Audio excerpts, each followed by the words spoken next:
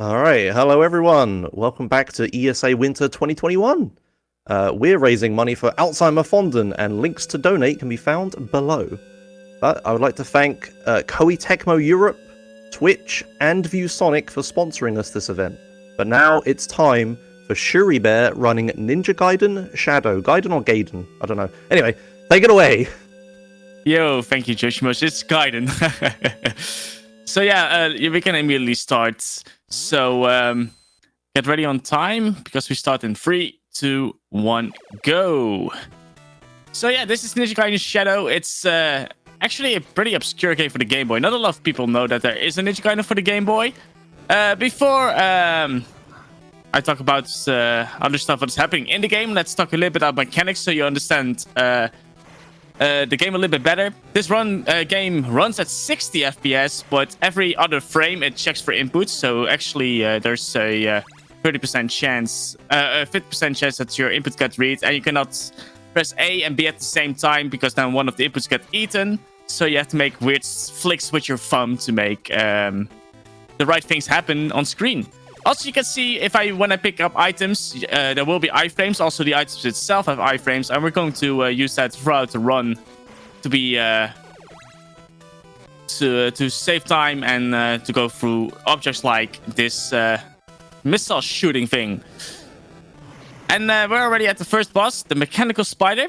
Every boss in this game is RNG, but especially this boss you can kind of manipulate by just going left and right the whole time. Now I went a little bit too much to the left. We can use one Nimpo at this boss because we have a strict Nimpo management system to work on to be 100% sure that everything happens. Also, you have this weapon right here, which is from Shadow of the Ninja, because this first was a Shadow of the Ninja game before they turned it into a Ninja Gaiden game. So in this game, you will see mechanics from and Shadow of the Ninja and Ninja Gaiden 1, 2, and 3 from on the NES. And also the music is from both games. So you will hear some bangers that you might have heard before if you played those games. So stage 2, this is all about conveyor belts and make perfect use out of that. Because if you walk along the conveyor belts, we will save a few frames. And it's always nice in the speedrun. Also, flicks like that are very important. Although my input got eaten right there. You know what I just said about those. Every other frame, they check for inputs. Well, I was a little bit too late, but it doesn't matter too much. And this stage will also introduce us to the croissant dudes, as I like them to call. You will see them not this screen, but the next one. If you stop at the right timing, you will manipulate them and they will not raise their shields and they look like croissants, hence the name Croissant Dude. Also, what I just talked about with the RNG, there's not a lot of RNG throughout the levels. Perhaps a few enemy placements there or some bullets that can be shot. But every room has their own cycle, so if you're always playing the same, it should always be correctly and easy to remember. But the bosses are a different thing, especially this stage 4 boss is going to be terrible. This is one of those croissant dudes, by the way. You could see that I stopped there for a little bit, so we are sure that he doesn't reach the shield. And now I'm jumping against this conveyor belt to save time. You can also walk, but that will be extremely slow. We do not want it in the speedrun, obviously, so we shoot that Nimpo, which is the only kind of special weapon we have in this game. Those are obviously Game Boy limitations, but they were actually very smart, and they just say this is canon because this was Ryo before he when he just started this training as a ninja. So that's a smart way to use those limitations. Also, this boss. The real name is Jack and Gregory, I believe. But that's a silly name. I like to call him Discount Frankenstein because if you played NES Castlevania, you will know that they look pretty similar, even with the Flea Man. So, as you can see, I was constantly walking when he tried to kick me. That is the optimal way. But he can also do a charge attack when Frankenstein does his arm up. You will prepare for a charge attack. And when the charge attack happens, you have a lot of time to cut the slashes in. But luckily, we were fast enough. Also, this song might be familiar to a lot of people. Well, this first screen is my most disliked screen. Just because at the final screen of this level, we try to damage boost a lot. And if you screw up the first screen here, then you do not have enough HP to go through that without waiting. Because otherwise you have to, you have to wait and you cannot do damage boosts. But that was still not the worst screen. I'm always aiming for like 2 damage there. Also, this screen, casually, this is hard. But if you always do the same here, it will be good. And you always barely make cycles here. So that makes this one of my favorite screens of the game. Because it's just so smooth when you do it correctly. Also, if you want to say something, Josh, this is the perfect time. All right. Yes, it is. We got a couple donations here just for you. We got a $25 donation from Itchbinder, who said, Shuri, he's our bear. I spam Pie-Tree, I don't know how to say that, when he's not there. Here's to the best Mr. Airpants RNG, and if not, then to compensate for the lack thereof. Thank you for that. You. And then we got another $10 donation from Flash406, who says, good luck to Shuri and all the runners. Give Alzheimer's no chance. Thank you. Yeah, this is the screen I was talking about with getting some damage boosts in. This is just the screen before for the boss of this stage.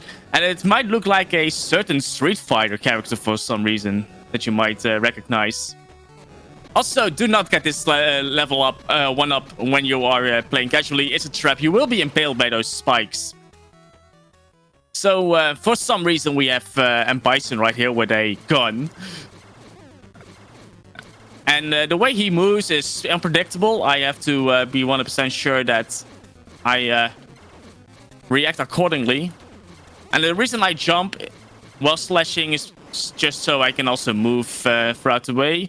And that was actually a pretty good fight. I hope we get the same kind of RNG for the next level, which you might have heard from Itch the Nation, Mr. Airpants. That's how I like to call him. He is the make and break of a run. You can have the best run of your life, and just because of stupid RNG, he can make your day miserable. But that's all what happens when you run a game like this. Also, look at this background of the right now. The aquarium is so beautiful, reminding that this is a Game Boy game. Like, I do not know how they did it, but it looks absolutely beautiful. So what I try to do in this first screen is just to get 1 damage in from the robot or the shuriken or whatever. It's just so I can pull through real quick. And right here, this is like the screen with cycles. There are a lot of croissant dudes. The screen will go black a few times. Right there, a little bit terrible RNG because those shuriken can act a little bit weird. But it doesn't matter. We're going to get some extra marathon safety stuff after this anyway. Let's hope this flame hits. No, it didn't hit above. Then we're just going to do that. So now we're going to kiss the right wall, then the left wall, and then the bottom here will explode. And we will get all our HP back because of the safety. So we can get this, get an impo, and 2 health potions, which puts everything back. But you also might have noticed that the bosses in this game do not have a health bar. And that's true. They all need, I believe, 36 hits to kill. So, especially for the final boss, you like to count the damage that you do.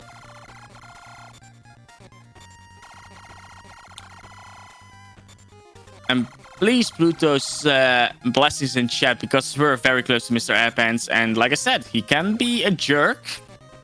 So let's hope he will be nice. I just got the perfect RNG during practice, so I feel bad about it. Okay, that's good.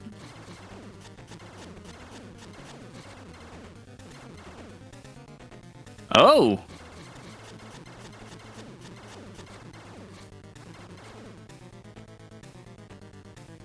Come on. No, that's not what we'd like to see. It started off so well. Come on, go down. Good.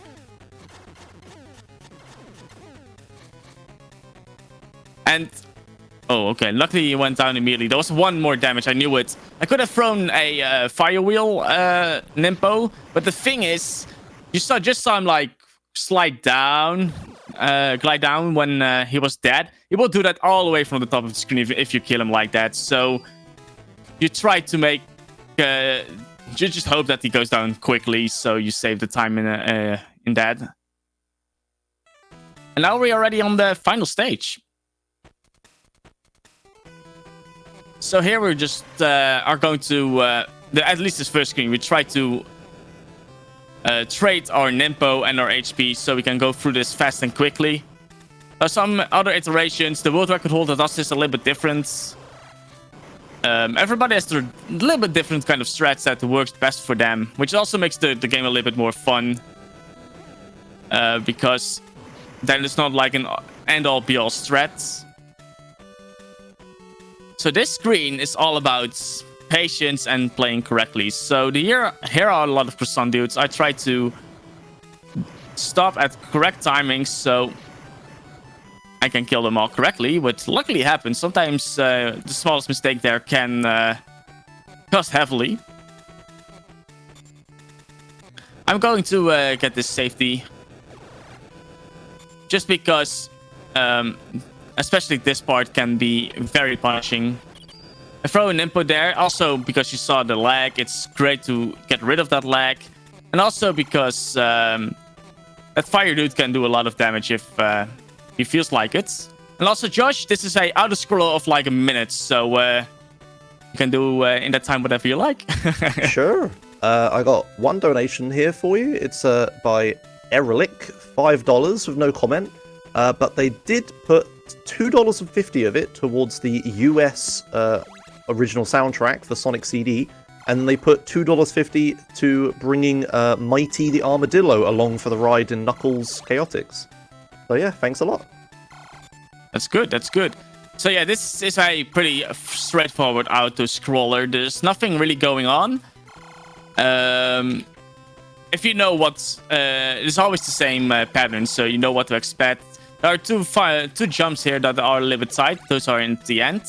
And also, I really want to say for the person who is on time, when you see Michael Bay explosions, that is when it's time. This final boss has two phases.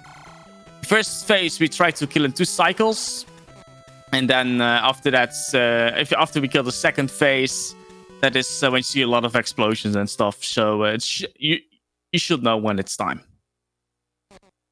Also, I'm going to concentrate. This boss is tough. I have to match correctly to get that 2 cycle in.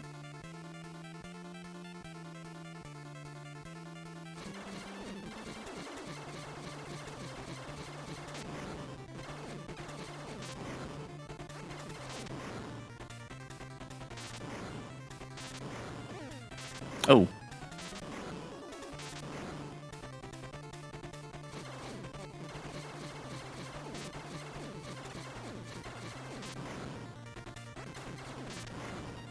Is this enough? Yes.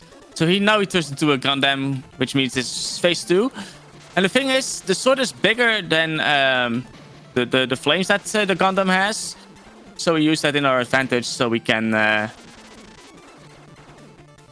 not get hit by it. And that's time. As you can see, big Michael Bay explosions. It's yeah, it's a great run. But what was my time, if I may ask, Josh? 13:33. Oh, that's pretty good. That's pretty good. So yeah, this is Ninja Gaiden Shadow. It's a gem on the Game Boy that not a lot of people know of. I recommend at least play through it once, because it's such a great game. And when it comes to Ninja Gaiden games, this is the easiest out there. So try it out. The speedrun is easy to learn, hard to master, a lot of fun. If you want to learn it, join our Discord, the Ninja Gaiden Discord. And there's also new tutorials by Reapps, which is the world record holder of this of this game. So yeah, be sure to check that out. Awesome. Thank you a lot for that run of Ninja Gaiden Shadow. Yeah. Stay tuned, because we'll be back with a run of My Mallard in Cold Shadow by Kurfar. I'm sure I've butchered all of that. So yeah, we'll be back with that right after a short intermission. So stay tuned. Let's go.